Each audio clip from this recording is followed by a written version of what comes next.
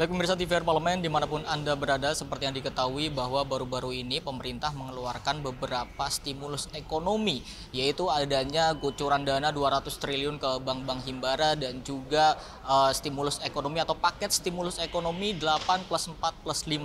Lalu bagaimana dampak atau efek dari stimulus ini ke depannya? Kita akan bahas nih pemirsa dengan salah satu anggota Komisi 11 DPR RI, Bapak Habib Idrus Salim Al-Jufri dari Dapil Banten 3 untuk fraksi PKS. Pak, Bapak melihatnya dari stimulus-stimulus ekonomi yang dibuat oleh pemerintah saat ini mengapa pemerintah harus mengeluarkan paket-paket ini, Pak? Oke, pertama stimulus ini akan membangkitkan daya beli masyarakat, meningkatkan demand, mempermudah masyarakat, sehingga dengan adanya stimulus ini kita berharap pertumbuhan ekonomi itu jauh lebih tinggi dibandingkan tahun-tahun sebelumnya. Kalau ekonominya tinggi, otomatis keadaan yang menjadi kekhawatiran kita bersama itu tidak terjadi, seperti adanya unemployment atau lapangan kerjanya semakin sulit.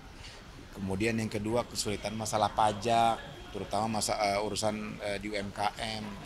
Kemudian hal-hal lainnya yang bersifat langsung kepada masyarakat. Saya mengapresiasi ya adanya stimulus 8 plus 4 plus 5 dari pemerintah.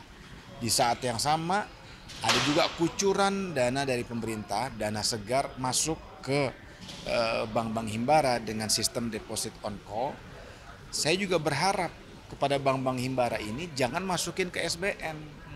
Karena nanti beban pemerintah semakin besar lagi, karena SBN itu kan angkanya 6,75%. Ya, jadi saya berharap nih teman-teman di bank-bank himbara, ya stimulus pemerintah sudah ada, artinya pemerintah lagi meningkatkan demand, supply-nya pun ada.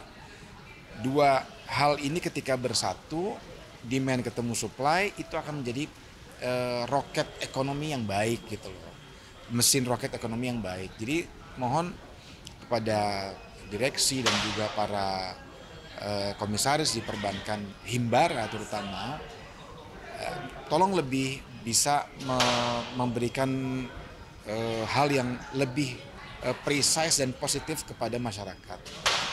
Ya, terutama kredit UMKM yang terkontraksi 0,62% year to date.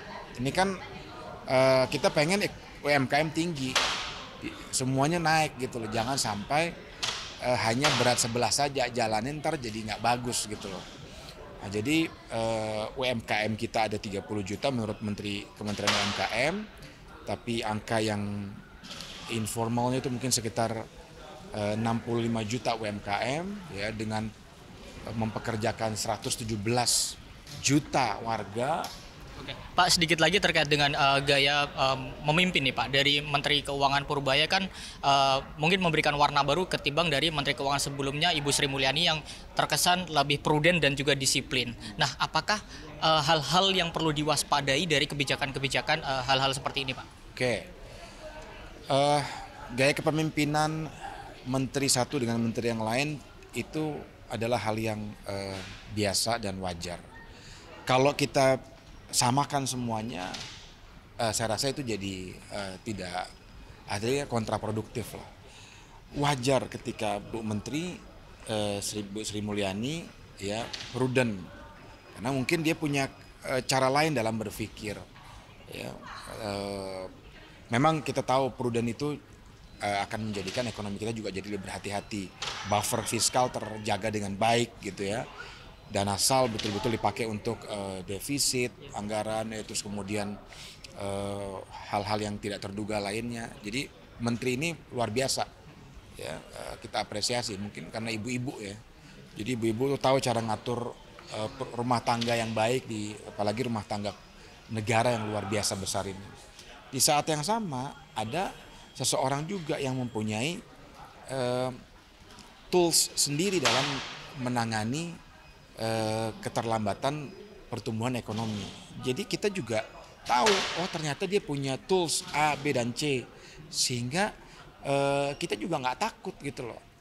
Ternyata dana SAL misalnya dipakai untuk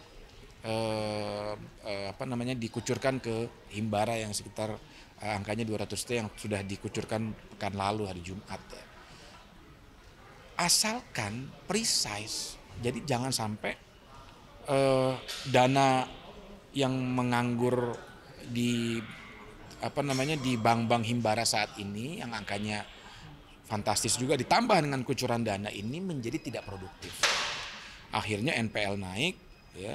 Loan to deposit ratio-nya juga semakin lebar, harusnya di atas 90 kita pengen, tapi ternyata terkontraksi sampai 85%. Ini juga jadi kurang bagus juga gitu loh. Nah, kita pengen menteri yang baru ini juga punya kekuatan membidik ya. Mana saja kredit-kredit yang pas untuk diberikan suntikan sehingga bisa membuat pertumbuhan ekonomi itu langsung. Kalau saya pribadi ditanya padat karya. Jadi kalau saya nih, ini industri padat karya. Gimana caranya industri padat karya harus naik? Karena dia menyerap tenaga kerja yang luar biasa besar. Dan ini otomatis akan menjadi domino. Nanti kredit perumahan juga naik, konsumtif juga luar biasa, kredit-kredit yang lain juga naik. Manusia juga akan melihat gitu, masyarakat juga akan melihat ternyata betul ini maksudnya ke padat karya. Jadi dua itu saya rasa dua menteri ini tidak bisa disamakan, tapi kita bisa lihat sisi positif dari masing-masing menteri tadi. Baik, terima kasih Pak Habib, dan pemirsa, itulah wawancara saya dengan salah satu anggota Komisi 11 DPR RI, Bapak Habib Idrus Salim Al-Jufri, tadi menyampaikan bahwa harapannya bagaimanapun stimulus ekonomi yang diberikan dari pemerintah ini dapat disalurkan ke industri padat karya supaya pertumbuhan ekonomi Indonesia ke depannya bisa terus terdongkrak. Pemirsa, sekian laporan saya, Salvat Rizky, kembali ke studio.